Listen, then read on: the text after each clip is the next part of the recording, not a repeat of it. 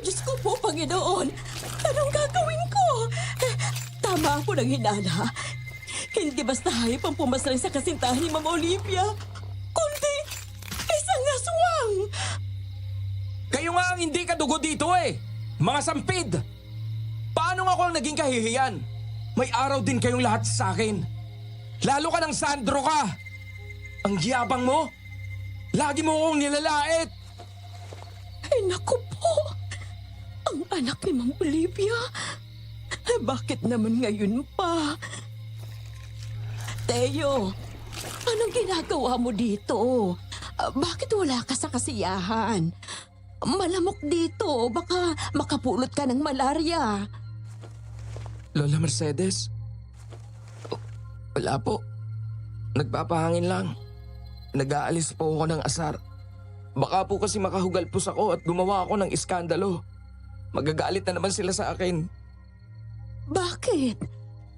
May sinabi na naman ba si Natasha sa'yo? Nagre-reyna-reynahan ba? O si Trisha? Siguro ay si Sandro ano? May bago pa po ba? Medyo iba lang ngayon. Nakikisawsaw pa ang mga anak niya. Kung hindi nga lang po dahil sa dami ng bisita, baka pinatulan ko na. Eh kayo po, ano pong ginagawa niyo rito? Lola, nandito po ba kayo? Nagugutom na po ako. Ay, Katrina, bakit ka pa sumunod? Ang batang ito, oo. Bubalik na tayo ni Nateo sa loob. Mukhang uulan. Tayo na. Bilis, bilisan ninyo. Lola Mercedes, ano po yun? May kasama po ba kayo dito kanina? May mabangis po bang hayop? Ang totoo niyan, Teo. Takbo! Huwag kayong hihinto! Takbo at pagkabutan tayo!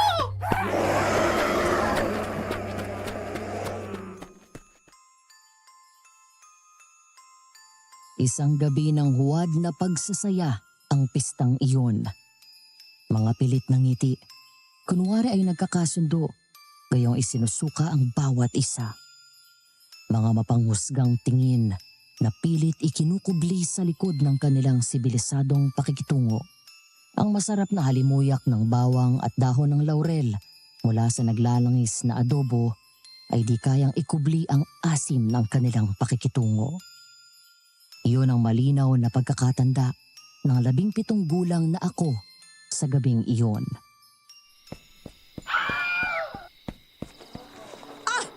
Ano ba yan? Ba't kayo gumagawa ng eksena? Ang dami bisita. Hindi na kayo nahiya. Pasensya na kayo. Ganito talaga tong mga to. Hindi marunong ng tamang asal kasi. Pasensya ka na, Ma'am Natasha. Nasabit lang po ang aking paa sa hamba ng pintuan. Hindi ba't sa kusina ang pasukan ng mga taga-silbi? Doon kayo. At ikaw naman tayo, tumayo ka dyan. Ba't ba hindi mo magaya mga pinsan mo? Maupo ka lang. Napaghahalata ko anong uri ng dugong nananalaytay sa'yo. Sorry po, Tita Natasha. Nagpahangin lang po ako saglit sa labas. Wala pong kasalanan si Lola Mercedes at Katrina. Natasha, ang ibig mong huwag ka ng ingay nakakahiya sa mga bisita. Iyo naman, kahit saan na ngayon lang, huwag mong galitin si Natasha. Sumunod ka sa sinasabi niya. Opo, Tio Ray. Sorry po, hindi na po mauulit. May pa-opo-opo ka pa dyan.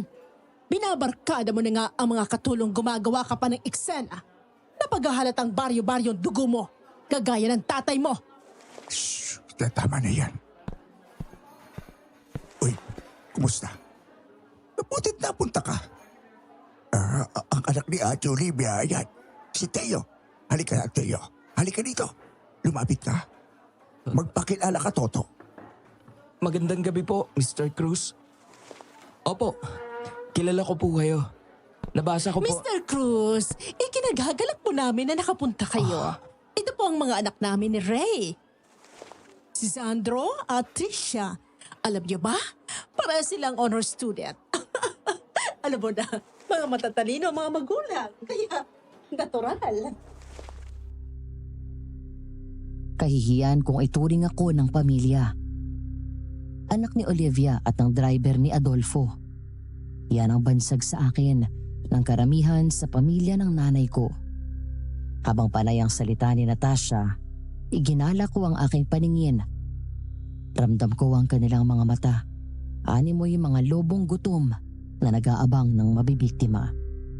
Napansin ko si Lola Mercedes na nanginginig habang akay ang apo niya. Dala ng kuryosidad, sinundan ko sila. Hoy, tanda. Alam ko na nandun ka kanina sa likuran. Akala mo siguro ay hindi kita napansin na. Hindi ko alam ang sinasabi mo, Santi. Nandito lamang ako magdamag. Hindi ako umaalis ng kusina. Hindi. Naamoy kita, tanda.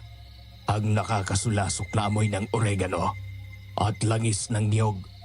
Ikaw lang ang may ganoong amoy sa buong kabahayan.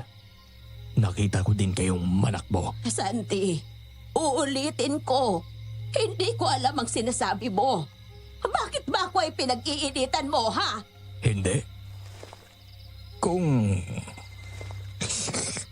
kakainin ko yung cute mo na po, hindi pa rin. Sasabihin mo pa din ba na hindi mo ako nakita? Maninindigan ka pa din ba na wala kang alam, ha? Huwag mong idamay ang apo ko, Santi. Wala siyang alam. At wala din akong alam sa sinasabi mo. Kapag sinaling mo ang apo ko, magkakalinti ka na tayo.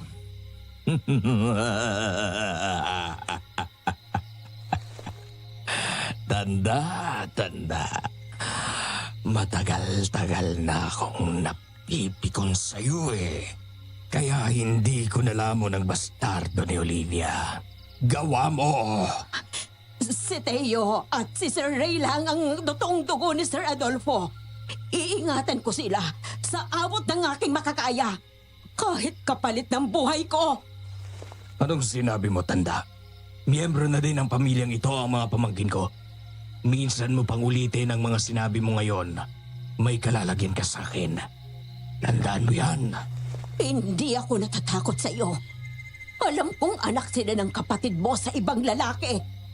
Alam ko na din ngayon kung sino ang pumatay kay Isagani.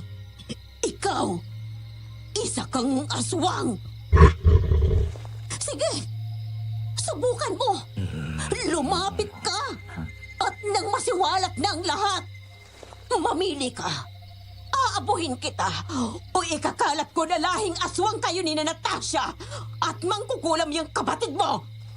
Hindi pa tayo tapos, tanda. Kawawa ka sa akin.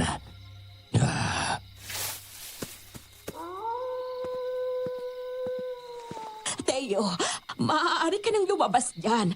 Alam kong nandyan ka. Lola Mercedes, totoo po ba? Totoo po ba yung lahat ng narinig ko? Pinatay po ng aswang na si Mang Santi ang tatay ko? Hindi po totoong balita na mabangis na hayop ang pumatay sa tatay ko? Oo, noon ko pa kutob yun. Pero nakamatayan na ng Lolo Adolfo mo bago ako nakakuha ng pruweba. Magaling silang magtago at magsinungaling. Ano na pong balak ninyo ngayon? Kanino po tayo hihingi ng tulong? Kakausapin ko ang tiyuhin ninyo. Karapatan niya na malaman ang totoo. Kapamilya niya si Ma'am Olivia at Sir Adolfo. Mas matimbang ang dugo. Makikinig po kaya siya sa inyo? Asawa po niya si Tita Natasha. Hindi ako sigurado. Pero baka naman, hindi ako takot dahil katotohanan ang sasabihin ko. Dalhin niyo sa akin ang aswang na yon! Huwag niyo hayaang makatakas! Bigla na lang nagkagulo ang mga tao.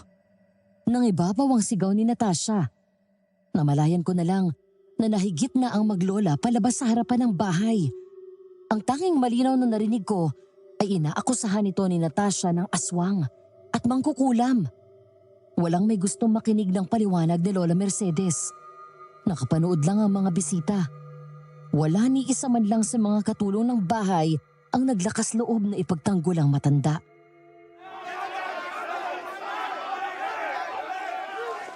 Kung di ka panabukin ng kuya kong si Santi, Hindi namin alam na may katulad mong halimaw sa bahay namin. Nakakatakot kayo! Hindi po halimaw ang lola ko. Bawiin niyo po yan. Hoy, Bubwit!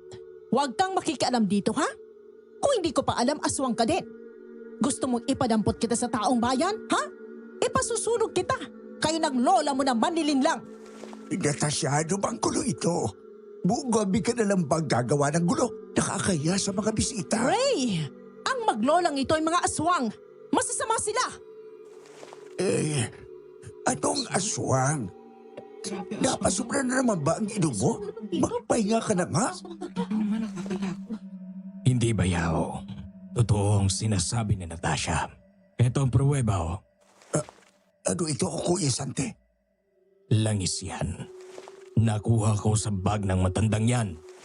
Dating maghihilot si Aling Mercedes. Natural may langis siya. Bago siya kinuha ni Papa. Na maging yaya naming magkakapatid, magaling siyang manghihilot. Hindi ba, Yao? Ganyan talaga ang mga aswang. May langis silang ipinapahid sa katawan upang magbagong anyo at makuha ang lakas sa pamana ng Diyos ng kadiliman na si Aswang. Hindi yun sapat na prueba. Mas kakampihan mo ba ang matandang ito kaysa sa kinaasawa mo, Ray? Natasha, nagsasabi lang ako ng totoo, hindi ito prueba. Maging ako ay may langis pamahid ko sa nananakit na kasukasuan. Ang pamangkin mo na si Teo, siya ang patunay. Na ano? Oh, noon pa man, gusto ko nang makalapit ng loob si Teo. Pero laging nakaharang ang matandang yan. Kinagamitan siya ng pang-akit ng aswang. Para sa kanya lang lapat ang loob ng anak ni Olivia. Hindi po yan totoo. Mabait po talaga si Lola Mercedes. Oh, kita mo na. Grabe kung ipagtanggol niya. Humaling ng pamangkin mo. Malala na ito. Natural. Sa kanya pinili ni Ate Olivia ang bata. Malamang na lalapat ang loob niya doon sa matanda. Ano ba ito? Pinagkakaguluhan na tayo ng mga tao. Tama na. Papa? Ano yon? Sasabihin mo din na aswang ang maglolang Mercedes at Katrina? Hindi po, pero kasi nakita ko po siyang kanina sa likod bahay. Sila po ng apo niya. Doon po sa madilim. Tapos, anong nakita mo? Nakita ko po na... Sandro! Kumuha kayo ng tubig, bilis! Ang bilis ng tibok ng puso mo. Huminga ka ng malalim. Kumalma ka. Nakita ko si Aling Mercedes. Nilalapang isa sa mga katulong natin. Ano? Sino? Si Alma po. Nilapa po niya si Alma. Nakikita ko lang po ang katawan ni Alma. Wasak po. Wala ng puso at butas ang tagiliran. Naandang pa po ang katawan. Isang katulong ang nagpatunay ng sinabi ni Sandro at itinuro kung saan naroon ang katawan ni Alma. Sinikap kong ipagtanggol ang maglola pero walang nakinig sa akin. Ipinagpalagay nila na ginamitan ako ni Lola Mercedes ng mahika upang isipin ko na mabuti sila. Nabigla ako sa kalupitan ng mga tao. Walang awa nilang itinaboy ang maglola sa gitna ng masungit na panahon. Bingi sila sa pagmamakaawa noong dalawa.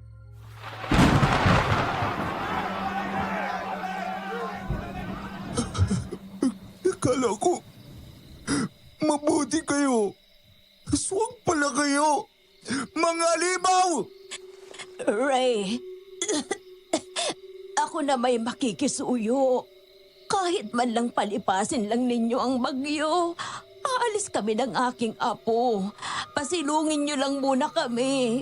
Kahit babantayan niyo kami. Aling Mercedes, nakapatay kayo. Ito na lang po ang magagawa ko, ang paalisin kayo. Sa alaala po ni Ate Olivia, ito po ang huling tulong ko sa inyo. Pagkatapos po nito ay bahala na kayo sa otoridad. Ray, hindi ako pumapatay ng tao. Hindi ako aswang. Nakakapagluto ako. Kumakain din akong kasabay mo. Ninyo! Natural! Makakaya mong kumain ng normal. Ginagamitan mo ng kaalaman mo sa pangungulam para makakain ka. Alam mo ang totoo, Natasha. Huwag kang magsinungaling. Wala akong ginawang masama. Buong puso ko kayong pinagsilbihan. Maging ang mga anak mo ay aking inalagaan. Nagpapaawa ka pa. Umalis na kayo bago ko hilingin sa mga bisitang tarakan ka ng kawayan. Oo, aalis kami. Pero itong tatandaan mo, Natasha, walang lihim na hindi nabubunyag at walang kasalanan ang hindi pinagbabayaran. Layas! Mga salot! Mangkukulam! Aswang!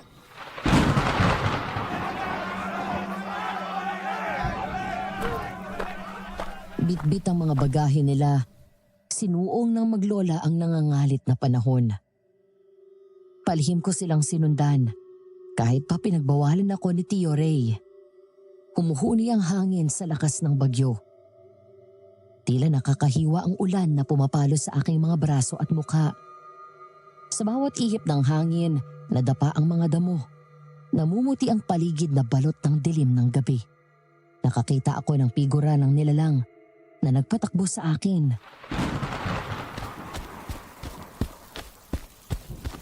Saan po tayo pupunta, Lola? Ang lakas po ng bagyo. Natatakot po ako.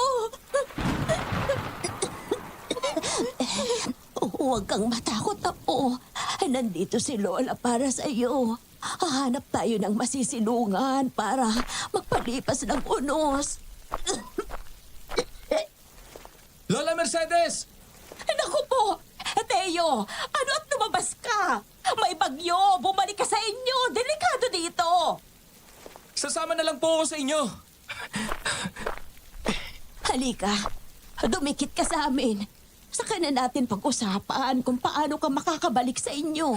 Pasensya na po. Diyos king batang to.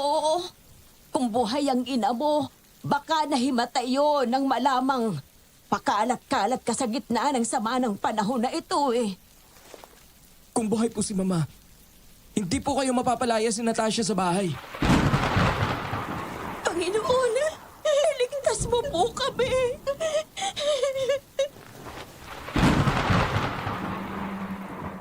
Dinig ko ang mga iyak ni Katrina sa bawat ugong ng hangin at paalo ng kulog. Sa gitna ng unos, tanging likod ni Lola Mercedes ang malinaw sa akin. Ang kanyang kukurbadong likod na sa kabila ng katandaan ay sakisag ng katatagan sa aking paningin. Nang muling kumidlat, doon ko napansin ulit ang anino ng nilalang na aking naanag-ag. Nakatitig sa amin ang nanlilisik nitong mga mata. Nagmamasid. Nag-aabang.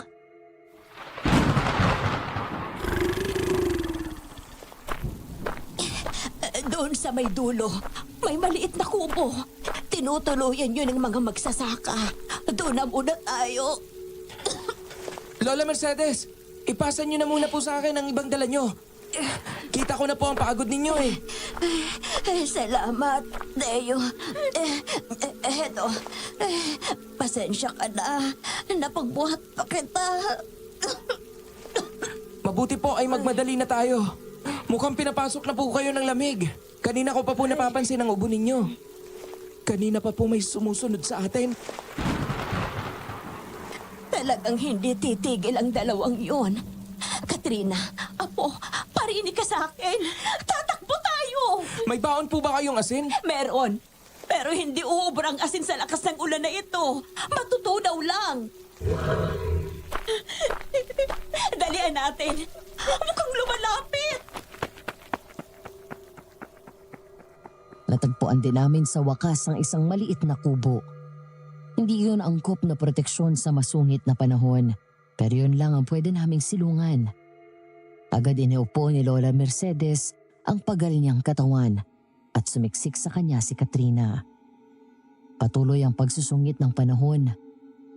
Sa tansya ko ay tila ba lalong lumakas ang buhos ng ulan at lalong naging malupit ang palo ng humuhuning bugso ng hangin. Aswang po yun ano? Kanina ko pa po yan naririnig.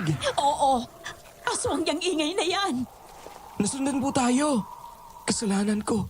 Kung hindi ko kayo sinundan. Hindi tayo nasundan, Teo. Sinundan talaga niya kami. Nagkataon lang talaga na hindi titigil yung si Santi. Kanina po sa likod bahay. Kaya mo po kami pinilit ni Katrina na umakyat sa mismong tanggapan nagbisita? Ay dahil nakita niyo po na nilalapan ni Mang Santi si Alma? Oo. Katrina, sumiksi ka dun sa sulok ng kubo. Ikaw din, Teo.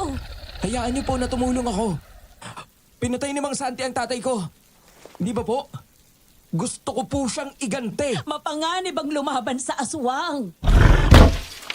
Nagpipilit po siyang pumasok. Ayaw niya na may makalam ng lihim niya. Lola Mercedes! Okay lang ako.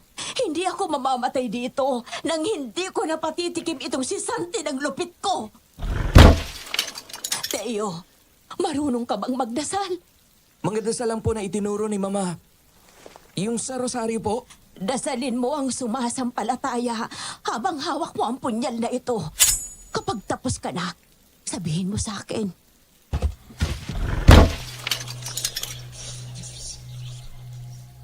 tapos na po.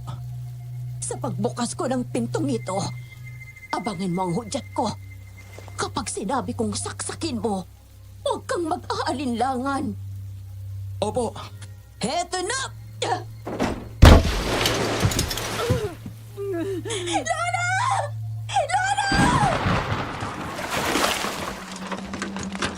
Ngunit hindi na nagkaroon ng pagkakataon na makapagbigay ng hudyat si Lola Mercedes.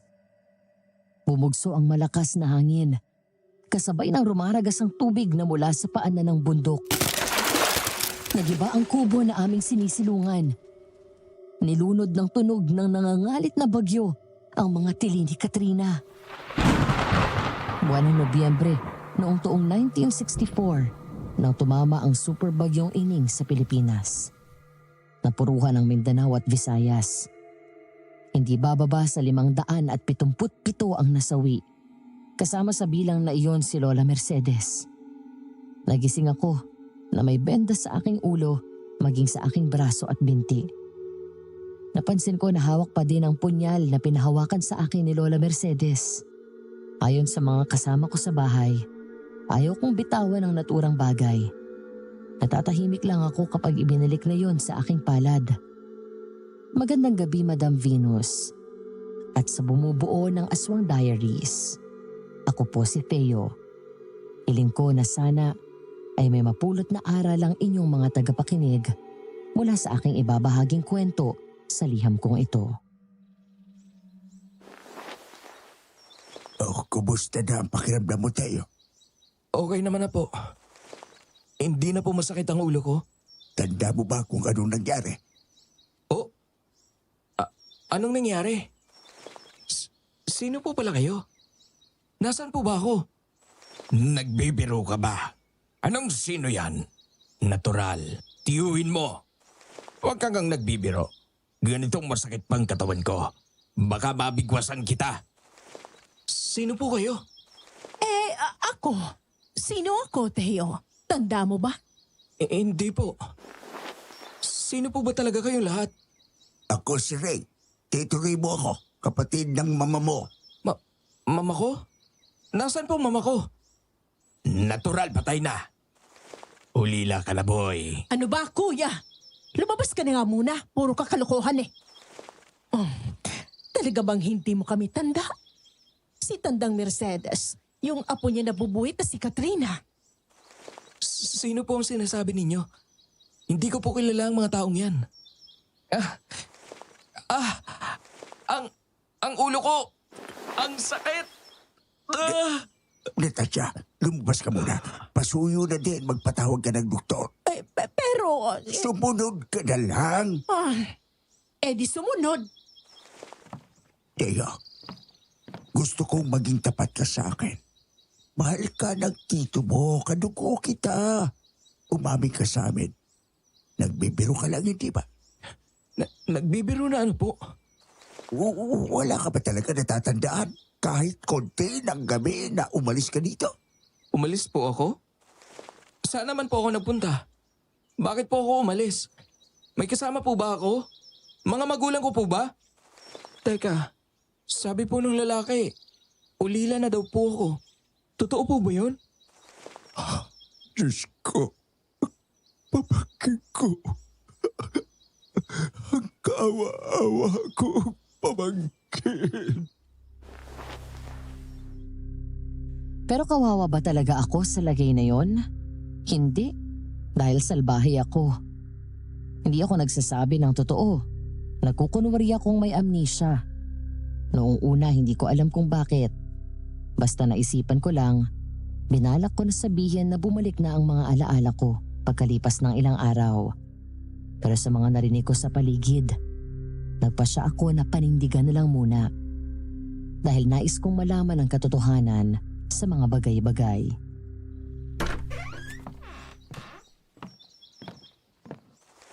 Teo, ito ang ilang photo album. Kapag hindi masakit ang ulo mo, tingnan mo. Sige po. Pasensya ka na sa akin ha. Napabayaan kita. Kung buhay ang ate mo, siguradong magagalit yun sa sinapit mo. Kung buhay ang mama, siguradong hindi ka magpapakasal sa Natasha na yon. Close po ba kayo ng... ano po bang tawag ko sa nanay ko? Kahit yun, ay nalimutan mo. Mama ang tawag mo kay ate. Close po ba kayo ng mama ko? Sobra na hindi ako pakakasalan ng tito mo kung buhay pang mama mo. Sobra ako sinaan ng mama mo eh. Natasha, usapan namin mag-chewin to. Hindi ka dapat basta sumisingit. Bukas ang pinto eh. Sana kung ayaw mo may makikisawsaw, isinara mong pinto. Nagdaan ang ilang panahon, naging linggo ang mga araw, at ang mga linggo ay naging buwan. Hanggang sa ilang taon na ang lumipas. Natanggap nila ang aking amnesia, at ako naman ay nanindigan na nakalimot. Dumating ang panahon na nakapagtapos kami ng aming pag-aaral. May kanya-kanya na kaming trabaho at sumapit na sa edad na 32. Nang dalhin ni Sandro ang kanyang nobya sa aming bahay upang magbakasyon.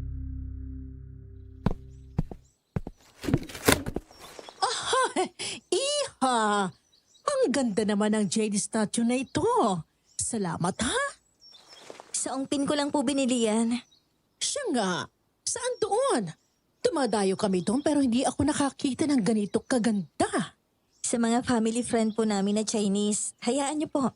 Ipakikilala ko po kayo. Ma, alam mo ba itong friend kong si Nadine?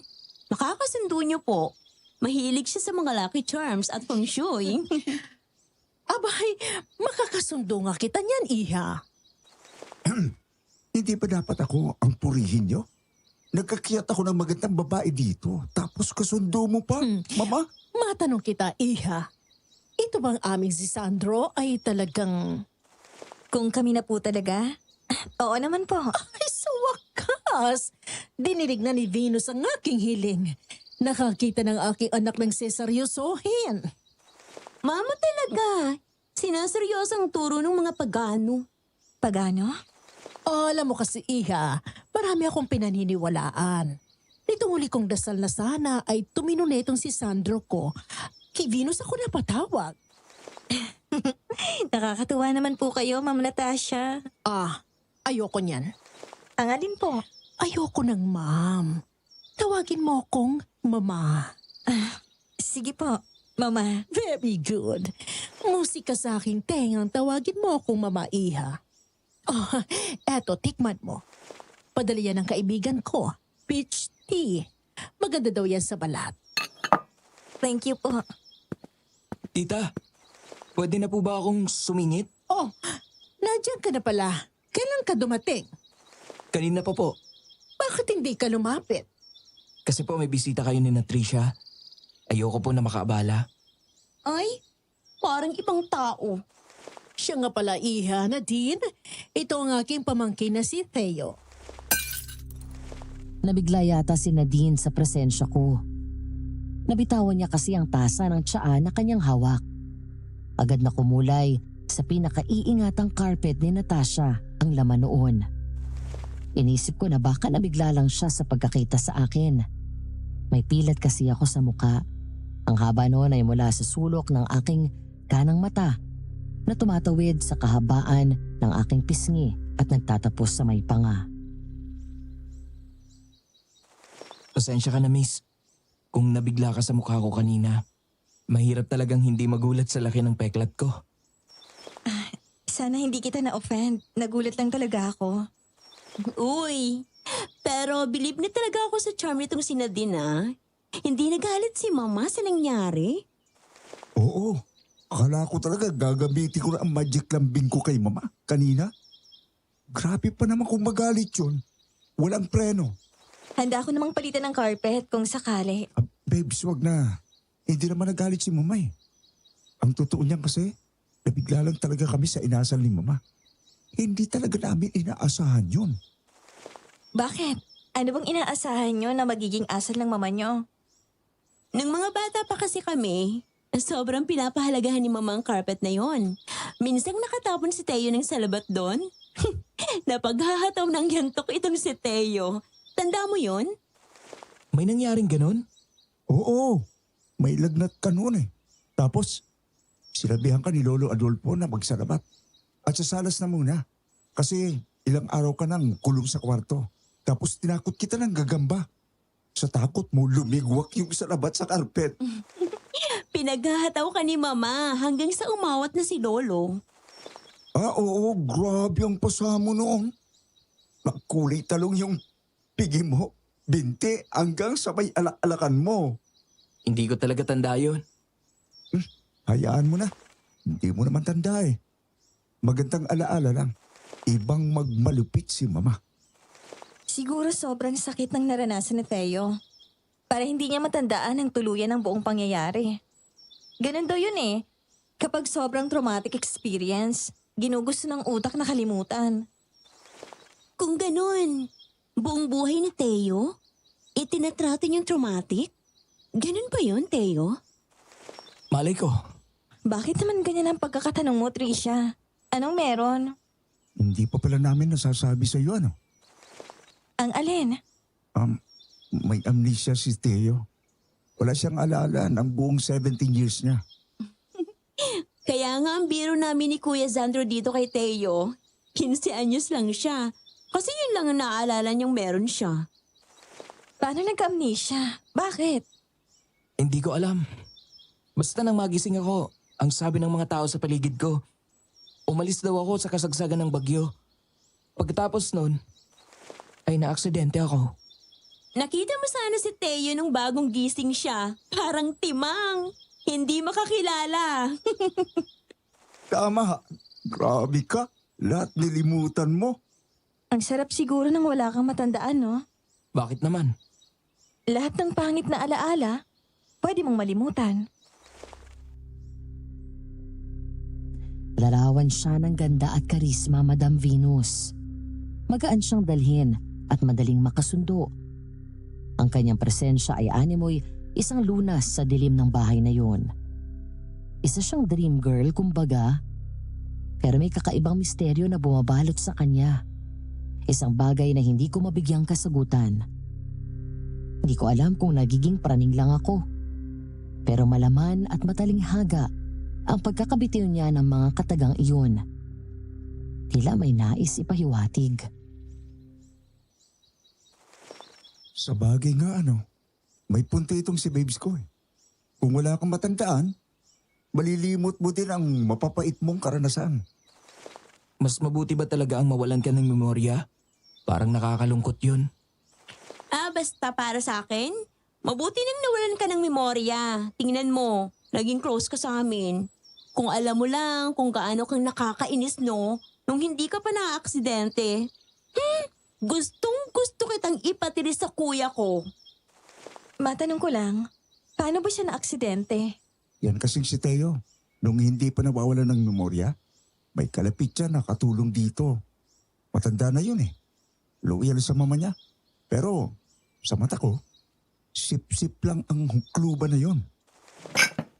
Babes, Sorry. Napalakas. Sige, tuloy mo yung kwento. Tapos, Ayun nga. Tapos, may apo na yon. Hindi ko natanda ang pangalan. Katrina ang pangalan noon, kuya. Ah, oo, Katrina. Matapang yon. Nananagot kay mama. Isang gabi noong may pista dito, nabuking sila ni Tito Santico na mga aswang pala sila. aswang? Totoo bang aswang? Totoo, babes. Ako nga, oh. Tagal na kitang gustong aswang yan eh. Grabe ka lang kasing magbantay. Ano ba? Sabi ko naman sa'yo eh. Free na lahat kapag kasal na tayo. Ako, lagot ka talaga sa akin, ha? Hindi ka makakalakad. Uy, mang-iinggit ba? May tao dito, oh. Sorry, Trisha. Oh, tapos, ano nang nangyari? Ayun, nung maabuking sila, makaawa na wag daw paalisin. Siyempre naman, hindi kami papayag, ano? Grabe. Buti nga't nanindigan si na mama. Gusto ba namang palipasin pang bagyo? Pinaalis niyo sila kahit may bagyo? Alangan naman, napayagan pa namin sila na tumigil dito. Natural hindi, no? Kaya sinipa sila ni na mama at Tito Santi. At yung si Tayo, parang timang. Sumunod doon sa maglola na yon, nagamitan yata ng gayuma ng aswang. Napulot namin yan sa may paanan ng bundok.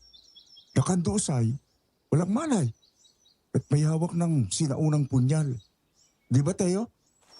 Tanda ko na may hawak nga akong punyal nang magising ako. Pero hindi ko tanda ang kahit ano na sinabi mo. Hindi mo din tanda kung kanino galing ang punyal? Hindi. Pero sabi nila, nagsisisigaw daw ako sa tuwing aalisin yun sa kamay ko. Mahalaga siguro sa'yo ang taong nagmamay-ari nun. Si Tandang Mercedes? Sino naman magpapalag sa batandang yon? Ano? Ala, babes, bakit ka nagpasag? Hindi ko sinasadya. Nadanggil ang braso ko, sorry. Anong nabasag? Papa, O Trisha, anong nabasag? pa, huwag po kayong magagalit ha. Aksidente po kasing natabig ni Nadine yung baso. May tao ba dyan? Magdala kayo ng walis at pandakot dito sa ganden. May nabasag na baso. Pa, ito po si Nadine. Nadine ang father namin. Stepfather namin siya. Ikinagagala ko po kayong makilala, sir. Tito Ray na lang iya. Katulad ng sinabi ni Sandro. Stepfather nila ako ni Tricia. Pero mga tunay na anak na ang turing ko sa mga yan. Oh, the best dad to. Matanong lang kita na din. Alam ba ng mga magulang mo ang tungkol sa balak nyo ni Sandro? Hindi na po kailangan na malaman nila. Pilihan na po ako. Ganun ba? Sinong dadalo para sa side mo kung sakali man? Ay, wala po. Nasa abroad po lahat. Pero may blessings na naman nila po ako. Pa, ano kasi? Ampong kasi sila din eh. Ganun ba? Pasensya ka na sa mga tanong ko ha. Gusto ko lang sana na maramdaman mong welcome ka dito, iha. Na kahit ang pamilya mo, welcome dito. Salamat po. Ngayon pa lang po ay galak na ako. Hindi sa naghahanap ako ng mali, pero hindi mawala sa isipan ko na may kakaiba sa nobya ni Sandro. Parang aral ang mga ngiti niya. Kalkulado. Ani mo'y artista na sinanay ng umiti. Minsan kong nahuli ang tiim na kanyang mga titig. Ngunit di din naman nanatili yon sa kanyang mga mata. Pero hindi ako patatahimikin. May kung anong bumabagabag sa akin sa tuwing makikita ko siya. Kung nasaan man po kayo, hiling ko na panatag po kayo. Sinong nandyan? Ako ito, Teo. Nadine? Ano nangyari? May nakain ka bang masama? Wala naman. Medyo hindi lang magandang pakiramdam ko. Alam ba ni Sandro? Teka, tatawagin ko siya. Hindi, wag na. Pabalik na din naman ako sa loob. Ikaw, anong ginagawa mo dito? Bakit may kandila? Eto. Sabi kasi nila, wala na daw ang mga magulang ko at pati yung matandang nag-alaga sa akin. Dahil hindi ko naman sila matandaan, ipinagtitirik ko sila. Nadine, bakit? Teo, hindi ka ba talaga nakakaalala? Totoo bang wala kang naaalala? O nagkukunwari ka lang? Ha? Ano bang sinasabi mo? Nagkukunwari ka lang ano? Niloloko mong pamilya mo. Hindi ka totoong may amnesia. Ha? Hindi ko alam ang sinasabi mo. Sorry. Ang daya mo naman na din eh. Usapan, paiiyakin mo muna. Sabi ko sa iyo, Tricia, hindi kaya ni Nadine ang maging masama. Anghel talaga siya. Sorry, Teo. Tumayo ka na. Abutin mo ang kamay ko. Hindi ba't parang ang tatandaan na natin lahat para sa ganitong uri ng kalokohan? Parang hindi ka nagkaedad, Sandro. Uy, huwag ka namang masyadong seryoso. Para binibiro ka lang naman eh. Oo nga naman, Teo. Talaga to. Sobrang seryoso mo naman sa buhay. Kaya ka hindi maging masaya eh. Hindi kayo nakakatawa. Pasensya ka na, Teo. Ayan, pinasama mo ang loob ni Nadine. Itong putok sa buho na ito. Boring mo talaga. Sandro, anong putok sa buho? Sinong putok sa buho? Narinig ko na naman ang salitang yan. Pa, nagkakabiroan lang po kami ni na Teo. Biro? Sa pagkakadinig ko, at hindi ginagawang biro ang salitang yan. Tanda mo na, at mag-aasawa ka na din. Yan pa ang halimbawa ng pag-uugali na ipakikita mo sa asawa mo. Ha? Pa, huwag niyo na pong pagalitan si Kuya Sandro. Ito namang si Teo may kasalanan eh. Napikon na agad. Binibiro lang naman namin eh. Isa ka pa. Kampi ka ng kampi dito sa kuya mo. Tumatanda na kayo ng paurong. Ayoko nang marinig ang salitang diyan sa pamamahay na ito. Malinaw ba? Ano? Ayusin niyo ulit ang mga sagot niyo. Opo. Hindi na po mauulit. Yes po, Papa. Hindi na po. Doon na kayo sa loob. Teo, pasensya ka na sa dalawang yon. Dapat doon ko pa talaga sila itinama. Okay lang po, Tito. Sanay na po ako. Hindi ako talaga ang may mali. Ang tagal na akong sinasabihan ng mga tao sa paligid. Pero hindi ako makinig. Hindi ko kasi magawang makatanggi kay Natasha. Tito, bakit? Ano pong problema? Atin lang ito, Teo. Pero may pinapupunta na akong magagamot. Mang Des ang pangalan. Doon sa Rizal. Sabi niya, nagayuma daw ako. Ano po? Medyo malalim din ang ginawang panggagayuma sa akin. Dapat daw yon ay tapos na makalipas ang 6 na taon. Pero ayon po sa inyo, higit sa 6 na taon na po kayo nagsasama ni Tia Natasha. Oo, dapat ay wala na yung bisa. Ayon sa manggagamot, maliban na lang kung kapiling ko ang nanggagayuma at naitutuloy ang orasyon bawat tapos ng 6 na taon. Ano pong balak niyo ngayon, Tiyo? Unti-unti kong inaayos ang buhay ko. May ilang bagay din akong inaalam. Hintay-hintay ka lang, Teo. Magiging ayos din ang buhay natin. Kung paano niyo yun gagawin ay hindi ko alam sa puntong iyon. Dahil matapos ang ilang araw ng pamamalagi ni Nadine sa amin, nagsimula ang mga kakaibang pangyayari sa bahay. Nagsimula yun kay Nadine, pagkatapos ay si Tricia at nagkasunod-sunod na. Nasa gitna kami ng pag-uusap ni Sandro nang biglang pumunit sa katahimikan ng bahay ang tili ni Nadine. Eto, parang bagay sa kanya to ah. Ano sa tingin mo, Teo? Bagay, may magandang tindig naman ang nobya mo. Pero masyadong kita ang likod niya eh. Eto kaya? Maganda din. Braso lang ang kita. Pero mainit sa simbahan eh. Baka mahilo siya.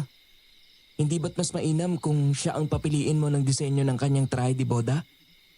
Kiramdam ko kasi hindi niya ako siniseryoso eh. Bakit naman? Kapag kasi pinapipili ko na siya ng damit, laging ang sagot, okay na, pwede na. Baka nahihiya. Nadine! Bakit?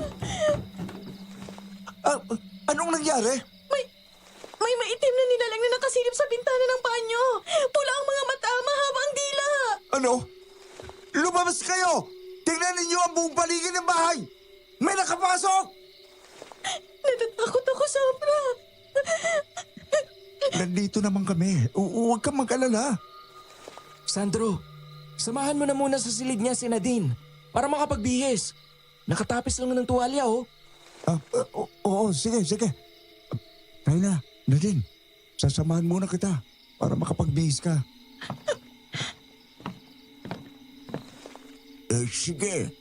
Salamat. Pero magmatsyag pa rin kayo at patuloy na magpaikot ang tauhan sa paligid. Ano daw, Tiyo, ang balita?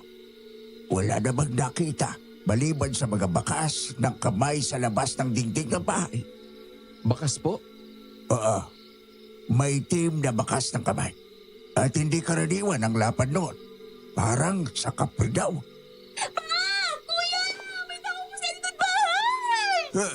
Anong isinisigaw ni Tricia? Talaga namang may tao doon? Baka tauhan lang ng bahay. Titingnan ko po, Tiyo. Tricia, ano? Ikaw ay nakapanloob lamang at nananak mo, may pakalalaki dito. Papa, tulong!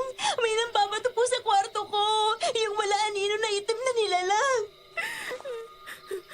Napagod na ang mga tauhan sa kahanap noong mga tumakot kay Nadine at Tricia pero walang nakita magdamag. Ano po kaya ang mga yon? Wala po akong maisip, kundi maligno. Bakit naman kaya tayo mamalignuhin? Kung kailan naman tayo may bisita. Maayos naman po siguro ang sitwasyon, Tiyo. Ray! Samahan mo ako sa manggagamot! Ano? Natasha, anong nangyari sa iyo? Hindi ko maintindihan. Naliligo lang ako eh. Pagkapa ko, may pantal ng pabilog sa binti ko.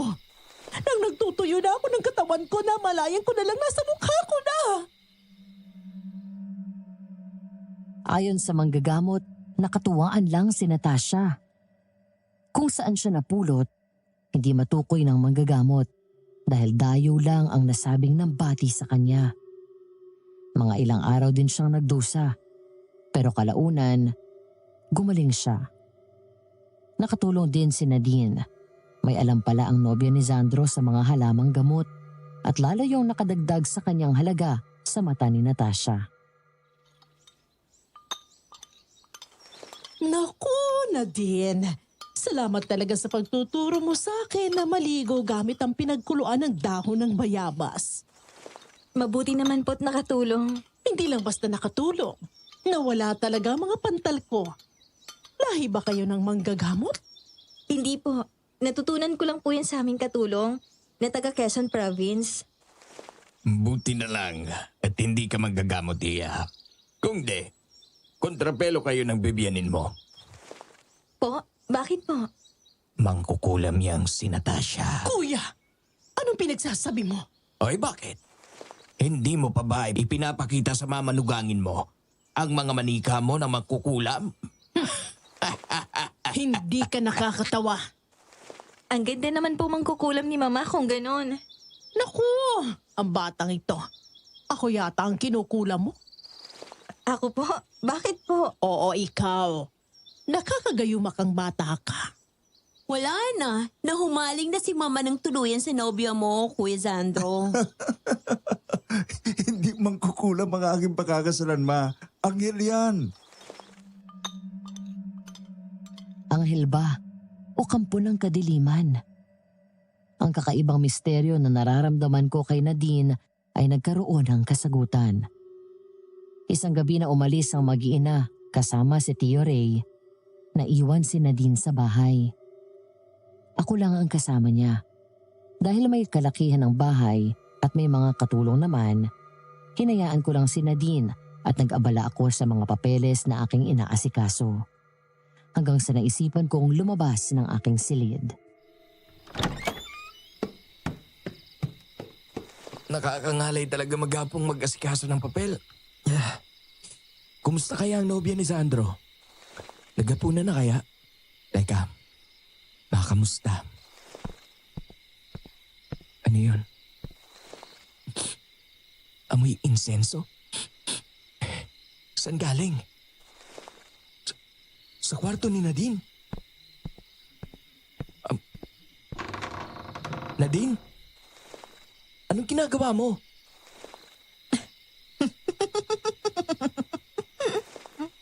Teo, sabi ni tama nga ako. At tama sila ng kutob. Ano? Anong sinasabi mo? Ano yung lumalabas sa likod mo? Anong nangyayari dito? Halika dito. Sabi ng mga taga-bulong ko, hindi ka daw totoong nakalimot, Teo. Umamin ka na. Bago kita parusahan sa pagsisinungaling mo. Oo, totoo. Ano ngayon sa'yo? Ano itong itinututok mo sa akin? Aswang ka ba? Maligno ang impakto. Ako ngayon ang sagutin mo. Kung hindi, itatara ko ito sa'yo. Bigay ito ng matandang pinagkakautangan ko ng aking buhay. At alam ko kung paano ito gamitin. Umayos ka. Teo, hindi mo na ba ako kilala? Alalahanin mo ako. Wala akong kilalang sa dilim kumukuha ng lakas. Ang tanging kilala ko ay laging sa kabutihan tumatawag. Si Lola Mercedes. Teo, ako ito. Si Katrina. Nabasag na ang ilusyon ng nobya ni Sandro. Ang babaeng perpekto ay walang iba kundi ang nagdalaga ng si Katrina. Nagbabalik upang maghiganti sa pamilyang ng api sa kanila. Ayon sa kanya, isang mayamang Chinese ang nakaampon sa kanya at sa kasamaang palad ay pumanaw na ang mga yon sa aksidente. Totoo ang lahat ng sinasabi ni Nadine kay Sandro, maliban sa totoo niyang pagkatao. At yun ang aking naging buhay. Mabuti at sa mabubuting tao ka napunta. Hindi sila sinala sa bunot. Pero naging mabuti silang magulang sa akin. Sila din ang tumubo sa katawan ni Lola sa morgue. Pero ang karunungang itim na gamit mo, Galing sa libro ni Lola Mercedes. Sinuway ko ang lahat ng bili ni Lola. Hindi ko siya sinunod. Sa dilim ako tumawag. anong ginagawa mo? Bakit ka naguhubad? Magbihis ka nga. Tingnan mo ang mga marka sa likod ko. Anong mga sunog ba yan? Palatandaan niya ng aming kasunduan na sa oras na matupad ng aking paghihigante, kukunin na nila ako. Ano? Ano bang ginawa mo, Katrina? Nadine ang pangalan ko. Kalimutan mo na si Katrina. Namatay na siya nung gabi na namatay si Lola Mercedes. Ako na si Nadine Cheng ngayon. Isang babae na nakasangla ng kaluluwa. Hindi ito ikasisiyan ni Lola Mercedes. Alam ko. Pero ito lang din ang alam kong paraan upang makaganti sa kanila. Ano yung lumalabas sa'yo kanina? Yung maitim.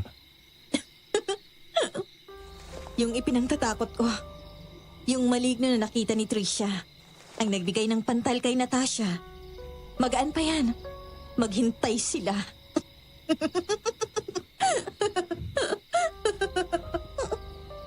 Kung ganon, ang sigaw mo sa banyo noong gabi, Ay, peke yun. Pero totoong nagtawag ako ng kakapit sa dingding. Bilib na bilib ang mga bobo. hindi ka ba nag-aalala? Na baka mabuking ka ni Natasha? Kung mangkukulam din ang babaeng yon, malalaman niya. Mas mataas ang dala ko. Mali. Hindi pala. Nangangaliwa lang siya. Nangingilalim na ako. Bago pa man niya malaman kung ano ako at ang dala ko, nasalanta ko na siya ng tuluyan. Nag-aalala pa din ako para sa'yo. Para na kitang kapatid noong nandito kayo ni Lola Mercedes. Loobin mo na lang na magawa kong lahat ng balak ko. At ikaw, ano namang dramang meron ka? At nagkunwari kang may amnesia. Gusto kong malaman kung talaga bang namatay sa sakit ang mama ko. Kung anong motibo ni Santi sa paglapan niya sa tatay ko. At kung totoo ba ang bulong-bulungan ng mga katulong na sa kulam namatay si Lolo Adolfo. Sa ginawa mo ba, may nalaman ka naman? Nalaman ko mula kay Tio Ray na ginayuma siya ni Natasha. Paano naman niyang nalaman yun? Nagpatingin siya doon sa mga gamot na kung tawagin daw ay Mang Jess. Yung taga Rizal? Alam mo din ang tungkol sa kanya? Suki na siya ng mga umampun sa akin. Sa amin siya bumibili ng insenso niya. Siguradong mabibiglang matandang yon kapag nalaman niyang naging desisyon ko. Nadine, si Tio Ray, nagbago na siya. Alam kong may sama ka ng loob sa kanya pero Teo, wala akong galit sa'yo at ayokong magkaroon. Kaya kung pwede lang, wag mo nang ituloy yan. Bawat may kasalanan sa amin ni Lola, magbabayad. Wala akong paliligtasin. Nandito na sila. gulo ito kapag inabot ako dito sa kwarto mo. Nadine? Nandito ka ba sa kwarto? Bilis! Magtago ka dun sa kabinet. Ha? Teka, Ray! Sandro, welcome back! Namiss kita. Grabe ka namang makahalik. Parang 1 taon tayong hindi nakita ah. Hindi na ako makapaghintay sa kasal natin. Ako din naman. Pero konting tiis na lang. Kung ako nga ang masusunod, ayoko na sana ng engagement. Diretso kasal na lang. Hindi pwede yon, syempre. Gusto ko na ipagyabang kita sa iba. Mag-iingit ako. Loko ka talaga. Tara, naghihintay si na mama. At may mga pasalubong kami sa'yo. Sige na, mauna ka na. Susunod na ako. Aayusin ko lang ang pulbos ko at pati lip gloss. Nabura kasi eh. Ayan nga, o kumapit na sa labi mo. Pahilin mo nga. Ayoko nga, bakit ba? Ipagkikita ko ito sa iba. Iinggitin ko din ang puto ko sa buho na si Teo. Uy, sabi ng papa mo, wag mo nang babanggitin ang salitang yan ah. Sus, sino namang makikinig sa inutil na yon? Sunod-sunuran lang naman yung kay mamay. At sino siya para sabihan kami? Hindi naman namin siya totoong tatay. Tinatawag lang namin na papa ang gonggong na yun para magsipsip. Sandro, Pero siyempre, sa iba lang ako ganito. Kapag ikaw ang usapan, ikaw ang pinakamahalagang tao sa buhay ko. wow naman. Touch ako. Totoo yun. Oo, naniniwala naman ako. At salamat. Sandro! Nasaan na si Nadine? Kanina ko pa hinihintay. Ibibigay ko itong mga pasalubong. Papunta na po! Sunod ka kaagad ha? Kaya ka pala nagsusuka nung gabi sa likod bahay. Oo. Sa tuwing hahalikan ako ng hayop na yun, nasusuka ako. Akala ko nagdadalang tao ka na nun. Mas nanaisin ko pa na magpabuntis sa maligno kaysa sa demonyong Sandro na yon. Ayusin mong mata mo. Nakikita ang talim. Alam ko. Paano? Una na ako? Siya nga pala. Eto oh. Ano to? Iwas gulo. Diyan ka na. Iwas gulo daw? Sabi niya eh. Anong ginagawa mo sa kwarto ni Nadine? Depende sa sagot mo. Kung hindi, ipapabugbog kita kay Kuya Sandro at Tito Santi. Tama si Nadine. Iwas gulo nga ang iniabot niya sa akin. Dahil nang mahuli ako ni Trisha na lumalabas ng kwarto niya, iniabot ko kay Trisha ang regalo. Sinabi ko na ipinasasabi ni Nadine na ilihim yon sa mama niya. Buti na lang at nang buksan ni Trisha ang regalo, mukhang naging balido ang ginawa kong pakulo dahil tumango siya habang mukhang sayang-saya. Kapag may mga ganitong pabigay si Nadine, sabihin mo sa kanya, sa'yo na lagi ipadaan. Sige, sasabihin ko. Ang laki talaga ng ipinagbago mo nung nagka-amnesia ka. Talaga ba? Oo, sobra. Medyo nagka-crush na tuloy ako sa'yo. Nagka-crush ka sa putok sa buho? Si Kuya Zandro lang naman ang may issue nun sa'yo. Kikisakay lang naman ako eh.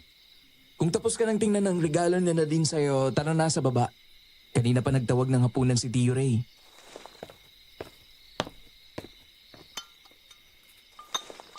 Pinunta namin yung herbalist na inirekomenda mo na din. Magaling siya. Natumbok niya ang idinadaing kong sakit. Mabuti naman po't nakatulong sa inyo si Mr. Chua. Puring-puri ka nga. Dahil ang dami mo daw na inirefer na customer sa kanila. Magaling po sila. Kaya hindi po ako takot na irekomenda sila. Nabanggit sa akin ni Sandro na hindi ka pa daw nakakapili ng trahe ni Muna mo. Bakit? Kung halaga ang problema, hindi mo yun dapat intindihin. Piliin mo kung anong gusto mo. Kami ang bahala doon. Hindi pa lang po ako makapili ng disenyo. Ano yun? Galing sa salas? May halimaw po na nakapasok. Ano? Dito ka sa tabi ko na din. Magtawag kayo ng tanod at mga tauhan. Nakapasok na dito sa dining area. Naku po! Gumawa kayo ng paraan! Nadine, saan ka pupunta? Hetong sa'yo! Aswang! Hindi tinablan. Anong klaseng aswang yan? Alis, aswang! Alis! Kuya!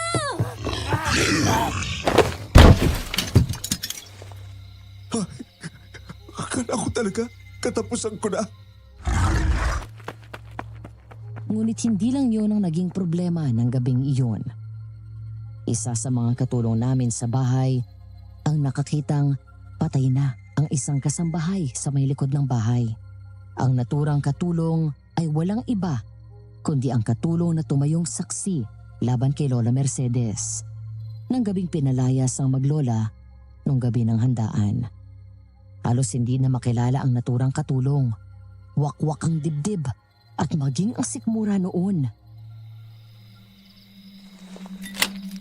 Pakisabi sa mga tanod, salamat. Ito ang munting halaga pang merienda. Iabot mo na lang. Maraming salamat po. Salamat din. Sila na ay kamo ang bahala sa pagpapalibing. Hindi ko maintindihan ang nangyayari dito. Nadine, baka naman aswang ka, pero hindi ka nagsasabi. Chong, hindi po magandang biro yan ha. Itutulad niyo din po ba ako sa maglolang pinalayas niyo? Nadine, kanino mo narinig yan, Iha? Narinig ko po sa mga katulong. Sabi nila, may maglola daw na pinalayas dito. Dahil sa nagsumbong sa inyo ang kuya niyo na aswang ang maglola. Ay, Iha, hindi yung ganon. Ang siste kasi ay... Sabi po nila, kahit ang lakas ng bagyo, ipinagtabuyan niyo po sila. Kahit pa may sakit ang matanda noon. At ang liit pa ng apo. Nadine, ayan, pinaiyak na ninyo. Chong, ano bang problema ninyo, ha? Biro lang naman yon. Heto naman. Pwes, hindi po yun magandang biro. Bisita po si Nadine. Hindi yun siya dapat ginaganyan. Okay. Sorry, Naineng. Huwag ka nang umiyak. Wow, pampamas. Sakay naman ang mga gunggong, oh. Teo, sa tingin mo, Ang alin po? sino kaya sa mga taga rito ang aswang? Hindi ko po alam. Kung may makakaalaman po nun, sa palagay ko ay kayo. Loko ka. Anong tingin mo sa akin? Aswang? Gago ka. Kuya Sante, bitiwan mo si Teo. Ano? Ha? Kakasaka? May mali po ba akong sinabi? Putulin ko kaya yung dila mo. Bakit po ba kayo nagagalit? Totoo lang naman po ang sinabi ko. Kayo po ang posibleng makaalam nun. Dahil kayo ang isa sa pinakamatagal na rito. At kayo rin po ang namamahala sa mga katulong at tauhan. Yan bang ibig mo sabihin? May iba pa po ba? Hindi ko masasagot ang tanong ninyo. Wala po akong masyadong alam dito. Baka sakali, ang ako na walang amnesia, ang may alam ng sagot sa tanong ninyo. Ha? Pas walang silbi yun. Sandro, bakit pa? Totoo naman ah. Buti nga ang amnesiak na yan ay marunong makipag-usap. Yung Teo na dati, akala mo kung sino eh. Driver lang naman ni Lolo Adolfo ang ama. Tama na yan. Yung panlalait mo kay Teo ay sagad na. Tire, Matagal na kitang pinapalampasan, no? Pero ngayong malapit ka nang ikasal, nararapat na din na ito ang maging malinaw sa lahat. Ray, tama na! Tama na? Tumahimik ka dyan, Natasha. Hindi mo itama ang anak mo. Pwes, ako ang gagawa nun. Lumugar ka, Sandro. Ay, Ray. Lamigan mo lang. Tumahimik ka, Sante. Ikaw, Sandro, naging anak ka dito dahil indako ko kayo ni Tricia. Pero ang totoong dugo dito ay si Teo. Anak man ng driver o kung sino. Anak siya ni Ate Olivia. Ang panganin anak. Tito Ray, tama na po. Nakakasakit na po kayo. At ang pananakit ninyo kay Teo, kung may sampi dito, kayo yon. Ilugar ninyo ang sarili ninyo. Lalo ka na, Sante. Kinukuya kita gawa ng kasal namin ni Natasha pero hindi ibig sabihin noon ay pwede kang maghari-harian dito. Natasha, yung asawa mo. Ray, pagod ka lang at puno ng stress. Tayo na sa kwarto ha, mag-usap tayo. Halika na. Lalabas muna ako. Diyan na kayo. Grabe naman. Para biruan lang eh. Sobra. Babalik na ako sa kwarto ko. Nadine, pasensya na. Pero uuna na din ako magpahinga. Kita tayo bukas. Mahal kita. Good night. Pwisit. Kadire. baka maukan na naman ang pisngi mo niyan. Nangingilabo talaga ako sa tuwing hahalikan niya ako. Nakakaawang katulong na nilapan ng alaga mo. Anong nakakaawa sa kanya? Dapat lang sa kanya yon. Kaya nagkaroon ng dahilan ng mga demonyong pamilya ni Natasha para palayasin kami ay dahil sa huwad niyang pagsaksi. Kung ako yon, pati mukha niya durog. Ipadudukot ko pati dila niya. Kung gano'n ay, Hindi ko gawa yon. Hindi mula sa akin nilalang yon. Hindi mo ba napansin si Santi sa hapunan? Ang lansa ng amoy niya. si Mang Sante ang pumatay doon sa katulong? Oo. Nilapan niyang katulong. Kung alam mo, bakit mo pinasugod ngayong gabi ang nilalang mo? Nagkaroon tuloy ng palusot ang hayop na yon. Para ibaba niyang depensa niya. Iisipin niya na kalusot siya at uulit pa siya. Dahil akala niya, may magiging palusot pa siya ulit. Uy, Nadine. Anong nangyayari sa'yo? Dugo? Dumudura ka ng dugo? Manahimik ka nga. Palo ito. Palo? Paanong palo? Napuksa ang nilalang ko na tinawag. Kaya may palo ako. Itigil mo na kaya ang plano mo. Ikaw lang ang nagdudusa. Ito nang huling beses na babanggitin mo yan. Kapag inulit mo pa, idadamay kita. Hindi ko inialay ang aking buhay sa kadiliman para lang huminto ako. Nag-aalala lang naman ako para sa'yo. Ang alalahanin mo ay ang alamin ng tungkol sa kamatayan ng mga kadugo mo. Mga alingas-ngas lang ang naririnig ko. Wala pa akong makuhang solidong patunay. Pwes ako meron. Tungkol nga lang sa pagkamatay ng mama mo. Ano? Kalmahin mo yung loob mo. Minsan akong inimbitahan ni Natasha sa kwarto niya. Aksidente niyang nabuksan ng isang maliit na baul. Nakakita ko ng manikang maliit at may nakadikit na larawan ng isang babae. Anong itsura ng babae? Kamukha mo. Para ka palang pinila sa nanay mo. Maliban sa hugis ng pangat baba mo. Mama? Si Natasha yun ah. Umpisa na ha? Ano? Mama! Papa, tulong! Tulungan niyo ako! Anong nangyayari? Saan mo gustong unang pumunta? Ay, buti naman at tamang katulong. Bakit, Sandro? Teo, ipag-drive mo kami. Dadalhin natin sa ospital si Tricia. Sumuka ang kapatid ko ng mga bulate. Oo, Madam Venus. Binarang sila ni Nadine. Yun ang umpisa. Kagaya ng inaasahan, walang nakita sa mga test ni Tricia. Ipinagpalagay na galing sa inihaw na dalag ang mga isinusuka niyang bulate. Pagdating namin sa bahay, tensyonado ang paligid. May doktor na tumitingin kay Natasha. Nasa sala naman si Tio Ray. Wala pong nakita sa mga lab test. Baka daw galing lang sa inihaw na dalag. Isinama niyo pa si Nadine. Okay lang po. Gusto ko pong damayan ng kaibigan ko. Salamat sa pagmamalasakit mo sa kanya. Pa, magpapahinga na po ako. Kita na lang po tayo bukas. Sige, huwag ka na din gumising ng maaga bukas. Pahatna na lang kita ng umagahan mo sa kwarto. Opo, salamat po. Si Mama po, nasa kwarto. Pinapatingnan ko sa doktor. Ano pong nangyari? Nagmamasahe ng likod ko ang nanay mo. Nagbigla na lang siyang nag-uubo ng walang tigil. Kasunod doon, bigla na lang siyang subukan ang buong dugo. Ma! Para nang sinasalot ang pamilyang ito. Wala ding nakita ang doktor na tumingin kay Natasha. Ang sabi baka ulcer. Mahilig kasing mag-diet si Natasha. Sa gitna ng mga problema, tuloy ang plano sa engagement party ni Sandro at Nadine. Nagkaroon na yon ng petsa, Nobyembre ng taong iyon.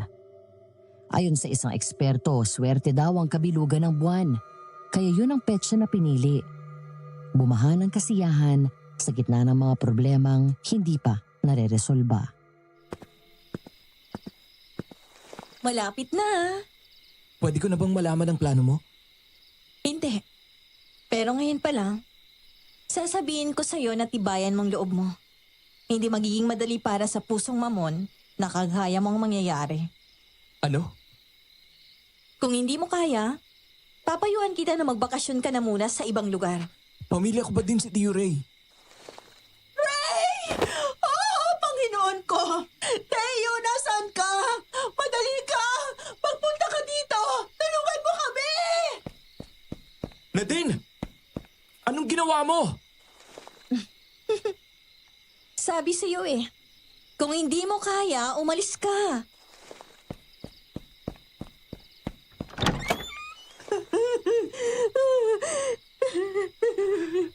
Tia Natasha! Bakit po? Nagsusuka ng berde ang tiyuhin mo, Teo. Ayaw tumigil. Sama ng pakiramdam ko. Teo, magpatawag ka na ng doktor. Bilisan mo! Opo, Tia.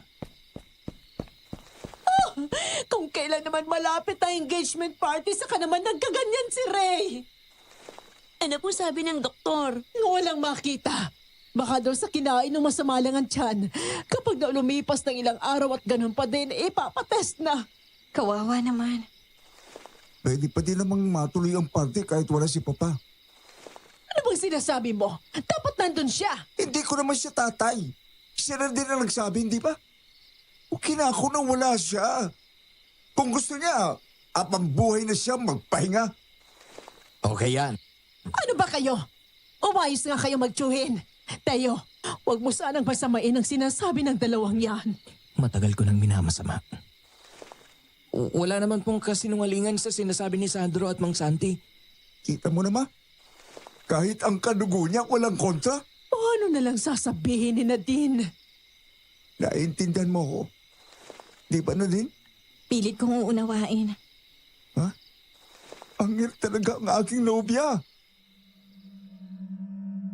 Nang gabing yon, aksidente kong nahuli na napuslit sa labas ng magkakapatid na Santi at Natasha. Natural, hindi ko yon palalampasin. Sinundan ko sila.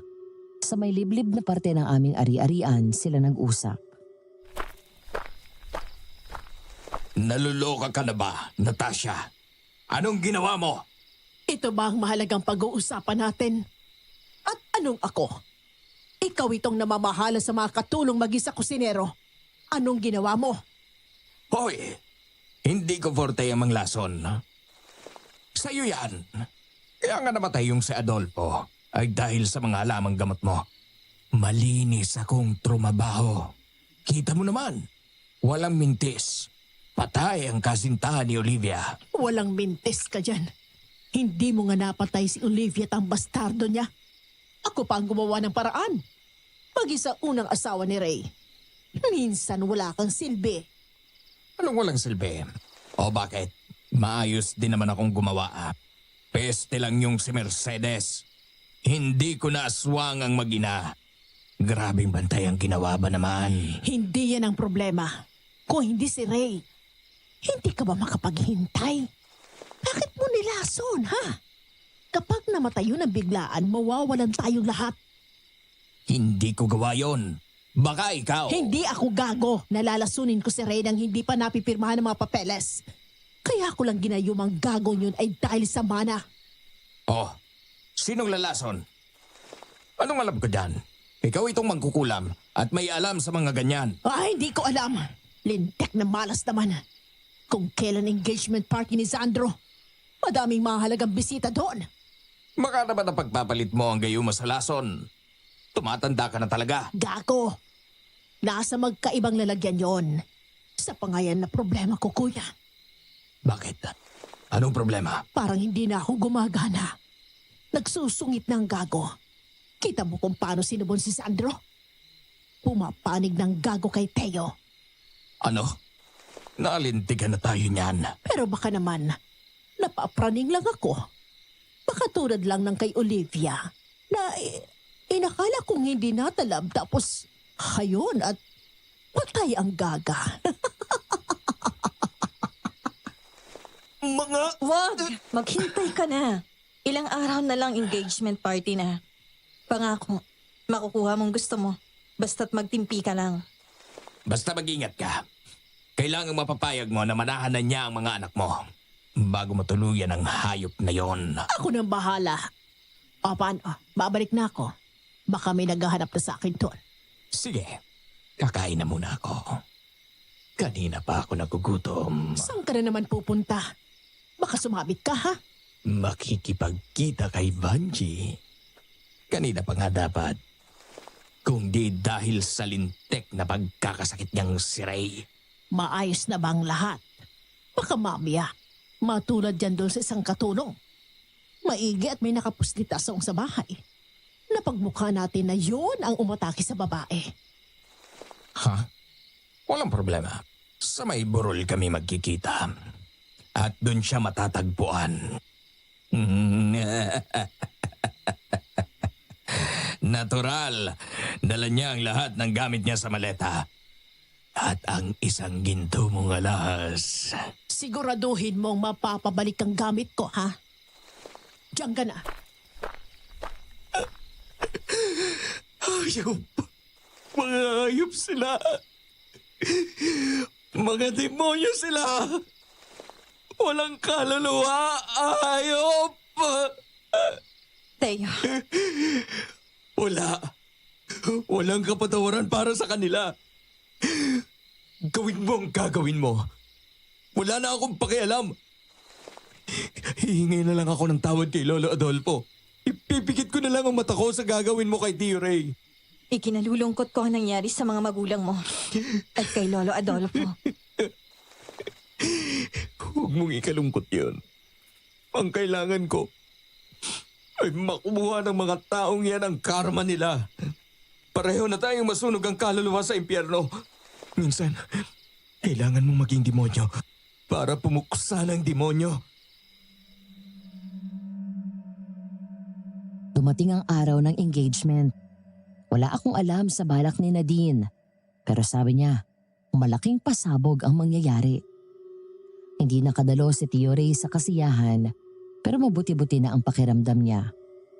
Baha ng tao ang party. May inibitahang pianista at musikero din. Ang grande ang handaan. Muling namayani ang amoy ng adobo sa hapag. Naalala ko ang gabing pinalayas ang maglola. Anong iniisip mo, Teo? Naaalala ko kayo. Kami? Ganito din noon. Maraming tao. Nangunguna si Natasha sa pakikiharap sa tao tapos pinagtulong-tulungan kayo. Oo. Pero ngayon, maiibang istorya. Sabi mo eh. Teo, salamat sa pagmamahal mo sa amin ni Lola Mercedes. Para ko na kayong pamilya. Kayo lang ni Lola Mercedes ang nagtrato sa akin ng ayos. Gusto mo ng sikreto? Isang sikreto na sigurado ko hindi mo inaasahan. Pero ikatutuwa mo. Kung sasabihin mo ba? Magaling ng tito mo sa gayuma. Pinagaling ko siya. Sorry, niloko kita, hindi ko sinabi. Ha? Talaga? Pinagaling mo siya? Paano? Inaluan ko ng lunas ang kape ng tito mo. Sa loob ng 9 na araw. Yung nagsuka siya, yun ang lunas. Ipinasusuka sa tiyuhin mong gayuma. Nadine. Pasensya ka na. Nagdusa siya ng ilang araw. Ganun talagang paggamot doon. Salamat. Maraming salamat. At ngayon, oras na. Ano kayang magiging reaksyon ng mga tao kapag nakakita sila ng totoong aswang? Isang tao na magbabagong anyo sa harap nila. Anong? Tumalab na ang inihalo kong langis sa kape ni Santi.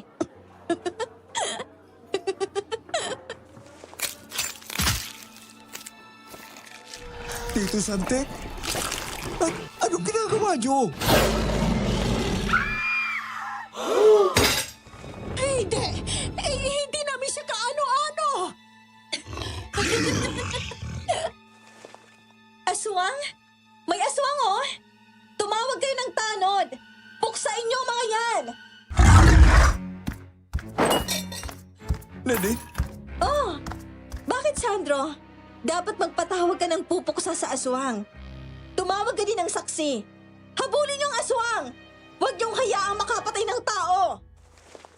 Ano bang sinasabi mo, babes? Sabihin mo sa mga tao. Sabihin mo na, bilis! Na aswang ang tiyuhin mo.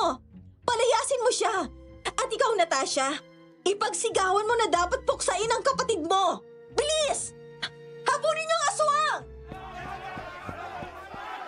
Naluloka ka na ba? Oo! Naluloka na ako! Dahil ito ang oras na mararanasan ninyo ang kalupitan ninyo! Tawagin ninyo ang mga tanod!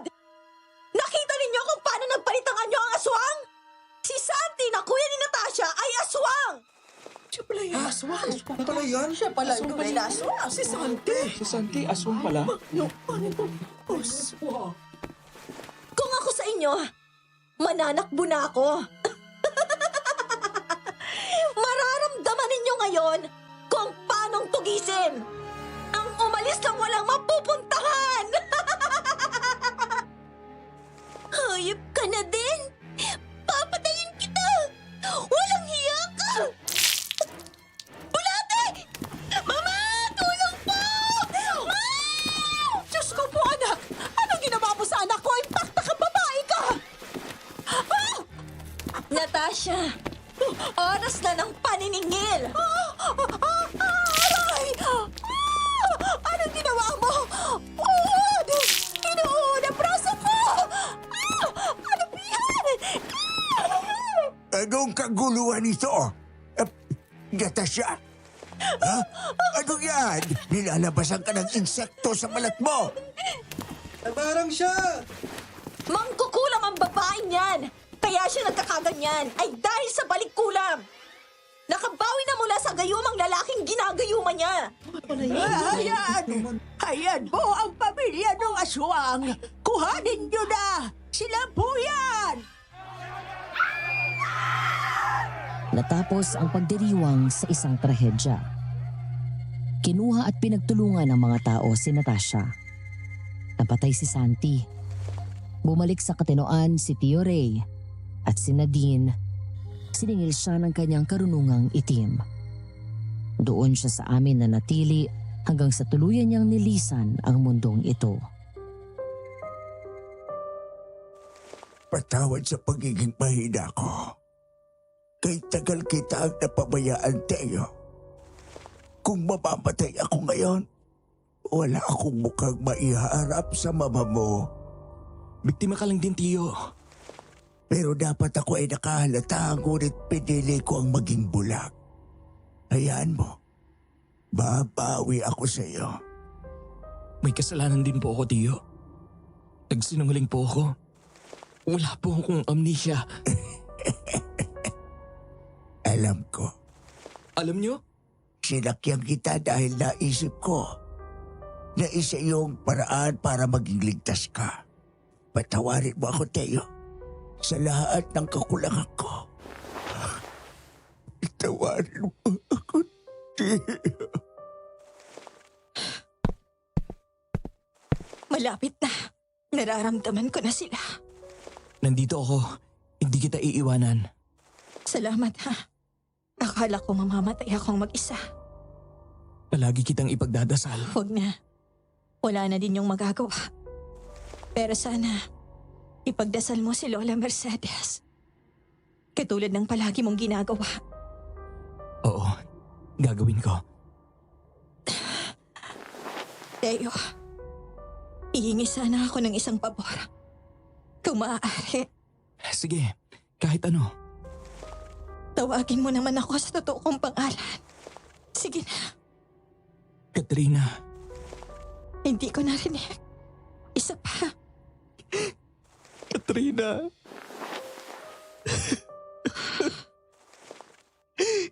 Katrina, salamat. Katrina. Katrina!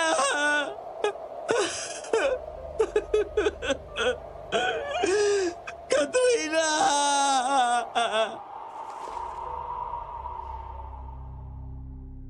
Naging abo si Katrina. Hindi ko din alam kung paano. Pero isa lang ang alam ko. Singil yun. Dahil hindi marunong magpalampas ang mga gamit ng espiritual. Ganito natapos ang aming kwento. Habang buhay kong pinapasalamatan si Katrina. Marahil hanggang sa mamatay ako. Hindi na nag-asawa pa si Tio Ray. Ibinuhos na lang niya ang buhay niya sa pagtulong. Ako naman, sumubok mag-asawa. Nagkaanak ako ng 5, pero naghiwalay din kami ng aking asawa. Wala lang, parang basta nawalan kami ng pagmamahal sa isa't isa. Nanatili naman kaming magkaibigan. Kapiling ko ang aking mga anak. May mga apo na rin ako. May kambal akong apo at pinangalanan ko ng Katrina at Nadine. Dala ko ang peklat ng aking kahapon. Ang masasaya at ang malulungkot dahil yon ang bumubuo sa pagkatao ko. Kung may aral man akong napulot, iyon ay ang mga katagang binitawan ni Lola Mercedes kay Natasha. Walang lihim na hindi nabubunyag at walang kasalanan ang hindi pinagbabayaran.